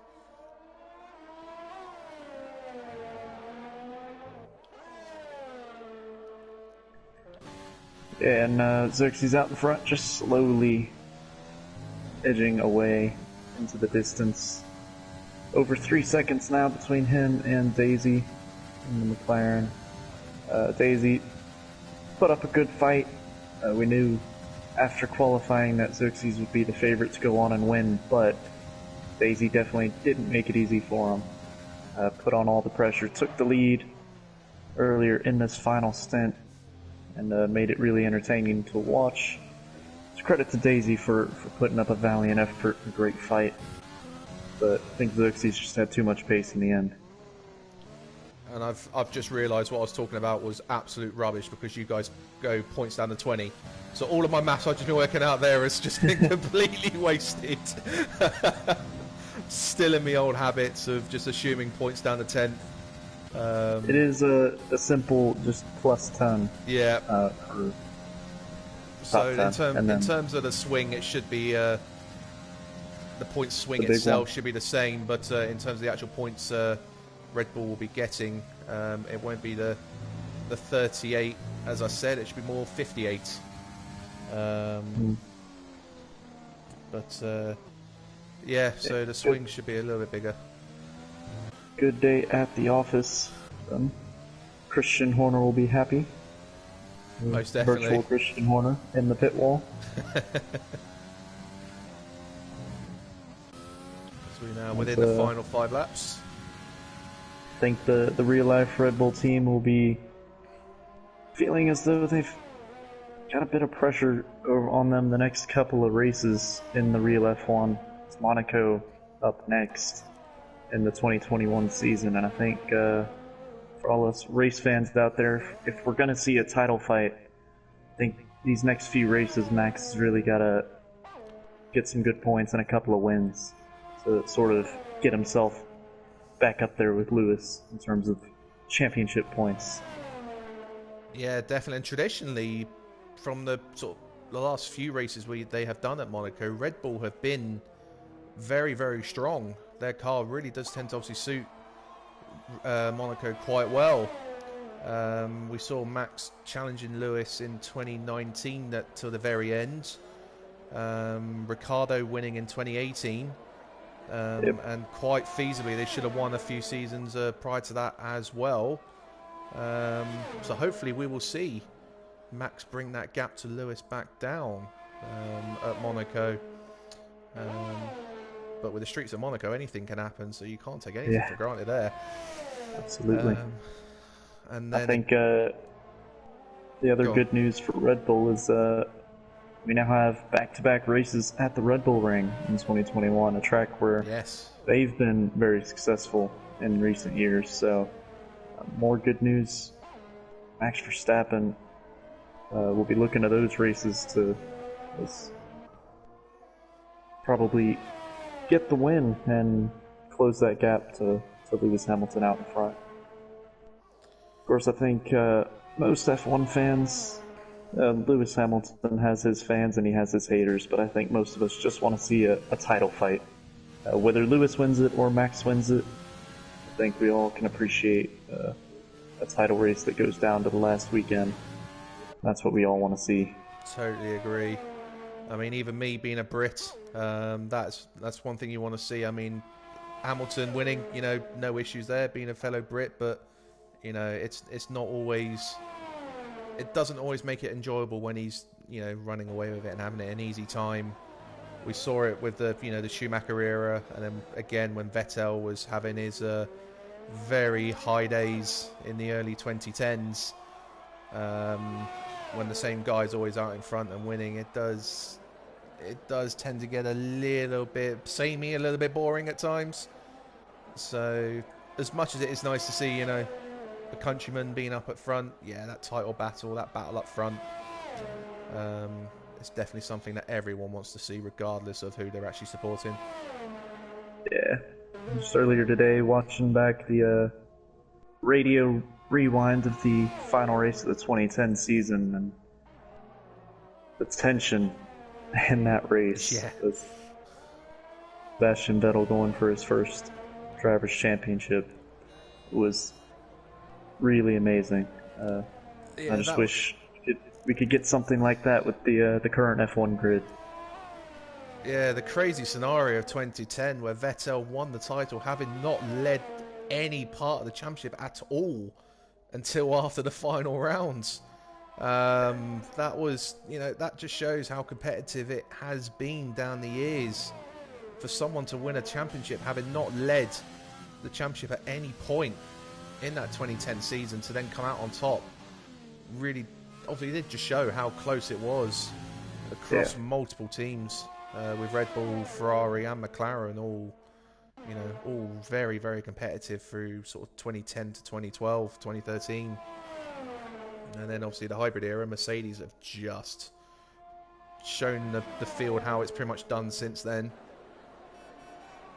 Yeah, and the unfortunate Ferrari situation where it looked as though they had finally turned the corner after being competitive in 2018, and 2019 looked to maybe have the best car on the grid as we got toward the latter stages of the season, and then having to pretty much start from scratch in terms of a new power unit for 2020 has set them back and just made it, like, they gave us, I guess, a false sense of hope of maybe there will be a Ferrari up there battling for a title. But they have definitely improved this year.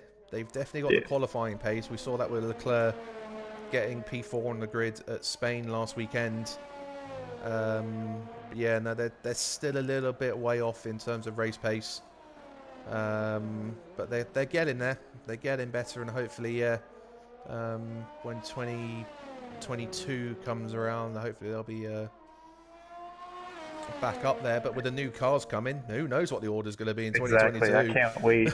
Can't wait to see how jumbled up everything's going to be. The biggest regulation changes for a long, long time are coming next year in Formula One. So, really looking forward to that.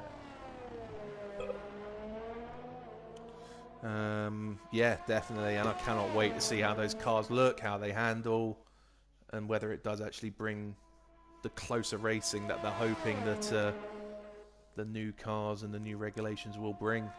Yeah, a lot of Formula One fans think there's headlines and there's been articles written about what exactly they're trying to do with these new cars. And although I think they're rumored to be slower by a good bit, so like more than a second a lap, there'll be a few seconds pace difference between the current cars and those new cars coming in. They will be slower, but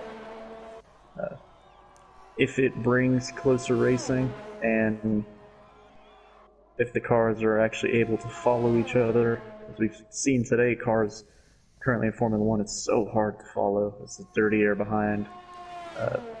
As an example, just through the middle sector of this track here in Spa, it puts the car behind at such a disadvantage and just isn't great for racing. So if the new cars, even though they might be slower, which is not really what any racing fan wants to hear, cars are going to be slower, but if it makes for closer racing, then it might be better for the long-term future of Formula One. Yeah, I totally agree. I mean, these cars, they are so fast with their wide and heavy downforce characteristics that almost in a way, a lot of the tracks that we have on the calendar, these cars have pretty much outgrown a lot of these tracks. So a completely different concept, and if they are, you know, a handful of seconds off the pace, in theory that can only be better, because that should bring the actual racing on the track that much more enjoyable.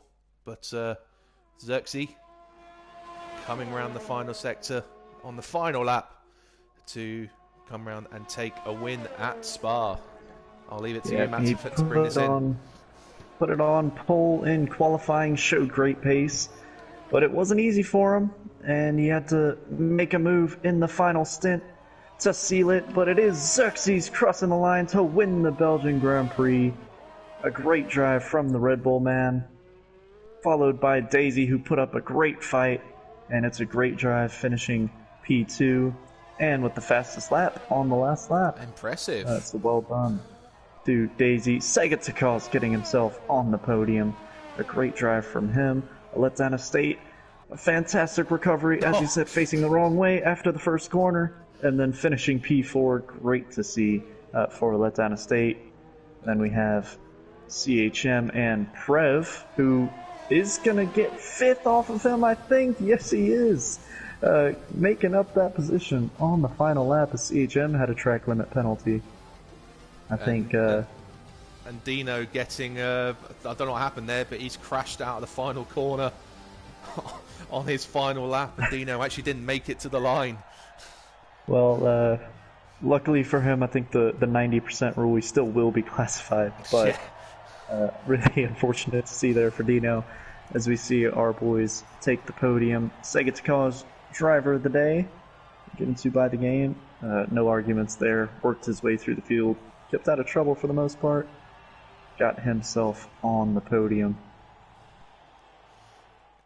Yes, and say Xerxes did well to fight back, having lost the lead on the opening lap to Old Dads, and then again find himself behind James, having lost the rear at the end of his car not long after the final safety car period. So Xerxes twice having to fight back to regain the lead. So yeah, an impressive win for him today. And then James taking second place and the fastest lap on the final lap. And then Sega de Cos, yeah, rounding out the top 3. A very good recovery drive from Sega. Started 7th, finished 3rd. Kept himself out of trouble in those opening laps and just took advantage of what happened around him. Only 6 finishes in the end. Lots of action in the opening laps, and then it sort of sorted itself out as we got toward the closing stages. But it is Xerxes getting another win, extending his lead of the current AL2 guys in the championship. So we are joined now by our race winner, Xerxes. He showed phenomenal pace in qualifying, and then it didn't immediately translate in the race, but you made it work in the end. But it wasn't easy for you. It never does it? Never translates to a race. Yeah, well, missed my braking point, turn 1. I went a bit deep there, and then all that commotion behind. Old Dad's got into first. Yeah, good fun though. It Lots did of good look. fun. It looked like when you got in front, maybe you would have been able to use that pace and pull away, but then the safety car and then James really putting you to the test and actually taking the lead there in the last stint. So, what was that Yeah. like from your perspective? It looked really difficult for you. Yeah, heart pounding, mate. No, it was good fun, like I say, and I think I had lower wings, which helped me on the straights. 'Cause I seemed to catch him on that back straight, but I struggle out of bus stop, as you saw. I nearly spun. Yeah. So I'm always a bit hesitant to put the power down there. But yeah, he put up a good fight. Yeah, it was fun. great to watch. Vernon, anything you'd like to ask our race winner? No, just it was apart from those scenarios where you found yourself behind old Dads and James in those relevant parts of the race. I mean, were you planning on looking to take those mediums to the end, do the one stop before the Yeah. other safety cars came out? Yeah, I was, yeah. How's it looking in terms of tyre wear? Because we were debating whether those mediums could actually go to the end in 28 laps. Yeah, I think I did it Wednesday, but I don't know what when I lapped, honestly. But yeah, I was planning to take them to the end, and obviously the safety car came out, and it was 20 laps, so I thought I'd put the softs on. A few under the safety car should get me to the end. Yep. Well, it was a good call in the end and great driving to get that win. So congratulations. Thank you for joining us. Mate. Now, man who gave him all he could handle today, James in the McLaren. It was a really great effort. We saw his pace in qualifying. I know you put in the Discord what a great lap it was, but then you really took it to him in the race. Were you expecting to be that competitive, fighting for the win? Well, I knew I would have competed with Aiden in that Ferrari, but I didn't realise I was going to be as quick as I was, but I'm happy I was. Mate, your sector 2 was insane. Yeah. It was horrible. Nicely. So Yeah, that was something we actually noticed. I think I said on the stream, it looked like, James, you kept gaining through that middle sector. Was that sort of a setup thing that you went for, or is that just a... I think it was just a setup, really, or I was just taking a bit more speed in some of the corners. But I knew I would catch up after I saw the gap closing, so I was like, I won't push as hard as in sector 1, 3, but I'll push more in 2. Yeah. Well, it gave us a great battle to watch, and then I guess you took the lead for a time there, but then it just seemed like maybe not your day, a bit too much pace. I tell you what, I did notice we did both fight over who should go first after turn 1, so whoever went first didn't get DRS. I did notice that. Yeah, I was like, okay, so he spun here, he's gonna be behind me. I'm not gonna have DRS behind me. I did notice that, and I was like, okay, I'll take it this time. And then I think I got an overtake on you on that start straight, but I went really wide just so you went first. I mean, I was like, okay, he's gone much wider than me. I'm just gonna slow it down. To the point we both just stop and go, no, go on, you go first. It's all right. Yeah. Are you able to, under that first safety car, Jane? I mean, you were involved in some way in the opening lap shenanigans, because you found yourself down at the back or towards the back of the field. But then, all of a sudden, we found you 3-4 positions up and where you were behind the safety car. You're able to explain what happened there? That's a funny story. So I saw everyone huddling around, so I was like, oh, I'll just cut around the grass because there was an opening. And I thought if you fall too far back by the safety car, it will give you a penalty. So I was just like, foot to the floor, and just go for it. And it worked, so... Yeah, it was an interesting situation behind the safety car. We were very confused. So was I. I just saw massive cars just coming around that corner. I was like, If you want to see the level of intrigue, have a look at my stream. I do have a look at the race director. I have never seen so many 5-second time penalties after one lap of racing. I genuinely don't know what happened that one lap. Like, No, we seem to have 2 separate incidents go off in 2 different sets of angles. And then I think it was CHM and James Laws. They would just constantly kept hitting each other. And they couldn't decide who wanted to be in front of the other. Which I think has led to you able to sort of take advantage and jump 3-4 cars. I saw like one car spun around and then just everyone behind. I don't know what happened, but we'll have to review the footage. Look at it more with some onboards. Then. Yeah, it was a great race from you, James, overall, and thanks for joining us. But it was great driving to watch, and congrats on P2. Thank you. So, but now we must move on to Sega Takaz, the man who driver of the day, got himself through the field and onto the podium. How was that from your perspective, Sega? Hi, long time no see. Yeah. I'm only here because all that crashed, really. So, no, nothing special. It didn't start very well for me because I wanted to do one-stop strategy with medium to hards. But at the first lap, the first turn, the car in front of me had a big crash. I don't know what happened. It almost looked like one of them lost his controller or something. I don't know. So they both crashed in the wall. And try to avoid all that and crash into someone else. I don't know who. Sorry. And my front wing was gone, so I had to stop to get some other medium, and I just carry on doing medium. So it was not very good. I guess after that first lap, it was, in terms of strategy, worked out pretty well for you, and then you just kept your nose out of any trouble and just worked your way back through, didn't you? It was just a good drive. Yeah, but I mean, on Spa, I'm so scared of Eau Rouge, yeah.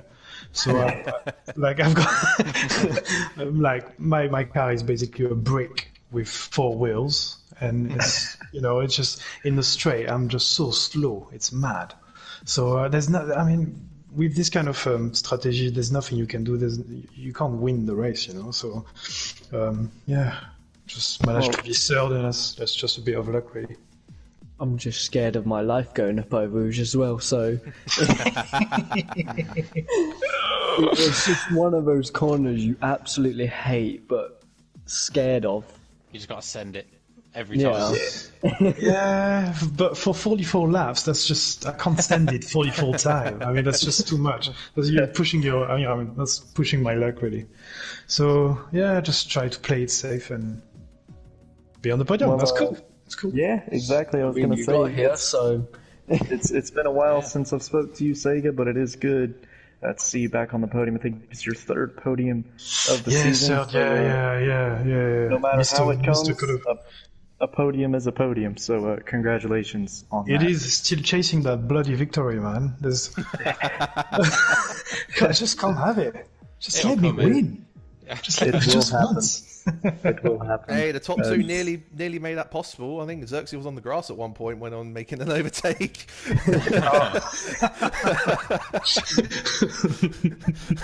Oh well, next time. Yeah, a bit Alex Albon up there, wasn't it? But... Yeah. What up? All good fun though. Yeah. It was quite fun battling with you as well, Xerxes. It was just... It pushed me on even more. It does, doesn't it? But at the same time, like, your heart's just... I don't know if yours does, but mine's just proper racing, like... Yeah, mine is... Like, I have to go Palpitations. so quiet and concentrate. How did you manage to carry on with those softs at the end? They must have been fucked, no? Well, Wow, mine had 52%, I think, at the end. Oh, that's alright. I mean, I Yeah. got fastest lap on the last lap, so Why yeah, was you it did second? fast. Oh, okay. Oh, maybe I should have get those soft at the safety car, maybe. Yeah, that's what we I mean, did. they were very quick I at the should have done start that. and at the end. Oh, It was right there on the limit in terms of how far the softs could go. So I see why you would have felt that way, Sega, for sure. yeah. But Like you were saying, that second sector with me, I did a purple, like almost a second quicker than the previous lap I Oh, did. really? Yeah. What wings were you running? 3.5, I think. Oh, okay. well, good stuff getting that fastest lap. I did notice that right at the end, and then Just for all nicked it. three of you, all three of you drove. second. All three of you boys gave us a great race to watch. So well done, and thank you, boys, for joining us. And we will be back next week at Monza, another fan favorite. So we look forward to do another one there. Hope everyone has a good week, and thank you everybody for watching. Let's send it into every See you corner. guys. Just miss the first chicane and you'll be good. Yeah. Let's all agree we just go straight. Yeah, like, it's a new track. Beginner's track. Oh boys, my stream's done, but that was